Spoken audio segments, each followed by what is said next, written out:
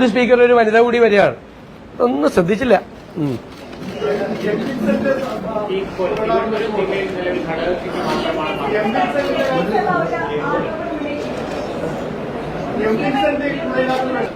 Cabinet കഴിഞ്ഞിട്ട് നിങ്ങളെ കാണും, തീരുമാനങ്ങൾ പ്രഖ്യാപിക്കും.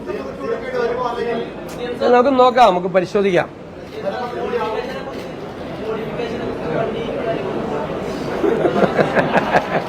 നമുക്ക് പറഞ്ഞിട്ടുണ്ടെങ്കിൽ അത് പറഞ്ഞിട്ടുണ്ടല്ലോ, അതൊക്കെ നടക്കുമല്ലോ. പറഞ്ഞതൊക്കെ നടത്താനല്ലേ നമ്മൾ വന്നിരിക്കുന്നത്, അല്ലേ? ഞങ്ങളെല്ലാവരും വന്നിരിക്കുന്നത് ജനാഭിലാഷങ്ങളെ യാഥാർത്ഥ്യമാക്കാനാണ്. ചെറുപ്പക്കാരുടെ ആഗ്രഹങ്ങളെ, അവരുടെ ആഗ്രഹങ്ങളെയാണ്. അല്ലാതെ വെറുതെ വോട്ട് കിട്ടാൻ വേണ്ടി പറഞ്ഞാണോ? പറഞ്ഞ വാക്കിന് വ്യവസ്ഥയിലേക്ക് പിന്നെ നോക്കാം, നമുക്ക് ആലോചിക്കാം. എന്തായാലും ഞാൻ നിങ്ങളെ കാണാതെ പോണ ആളല്ലല്ലോ. ഇന്നലെ ഇന്നും മിനിയാന്നുമായിട്ട് എത്ര പ്രാവശ്യം നിങ്ങളെ കണ്ടില്ല? ലോകത്ത് ആരെങ്കിലും ഇങ്ങനെ കണ്ടിട്ടുണ്ടോ? അല്ല, ഞാൻ ചോദിച്ചത്, നിങ്ങളെ കാണുന്ന രസമല്ലേ? നിങ്ങളെന്നെ വിമർശിക്കുകയും വേണം. നിങ്ങളെ വിമർശിക്കുകയും വേണം, തെറ്റുകളെ ചൂണ്ടിക്കാണിക്കുകയും വേണം. നിങ്ങൾ തെറ്റുകൾ ചൂണ്ടിക്കാണിച്ചാൽ നമ്മളത് തിരുത്തും. പ്ലീസ്, ഞാൻ പറഞ്ഞു, കേരളത്തിലെ മുഖ്യമന്ത്രി ആകാൻ പോകുന്നയാൾ വിമർശനത്തിന് അതീതനല്ല. വിമർശിക്കണം, പക്ഷെ ആകാശത്ത് നിന്ന് വാർത്തയുണ്ടാക്കരുത്. വാർത്തയുണ്ടാക്കി കഴിഞ്ഞാൽ ഞാൻ പിന്നെ അതിനെന്തിനാ മറുപടി പറയണം?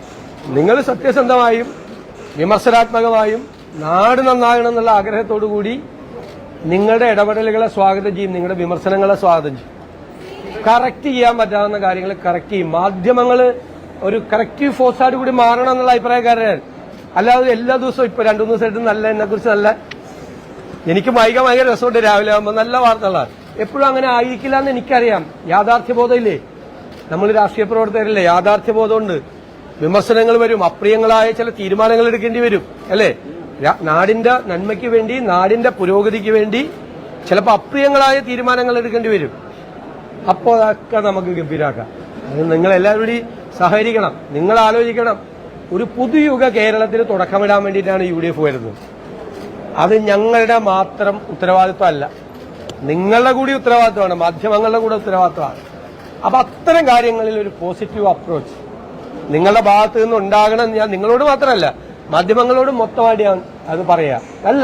നല്ല കാര്യങ്ങൾ വരുമ്പോൾ നമുക്കതിനെ പ്രോത്സാഹിപ്പിക്കുകയും നല്ല രീതിയിൽ ചെയ്യുകയും ചെയ്യാം. തെറ്റായ കാര്യങ്ങൾ വരുമ്പോൾ നിങ്ങൾ വിമർശിച്ചാൽ എന്താ?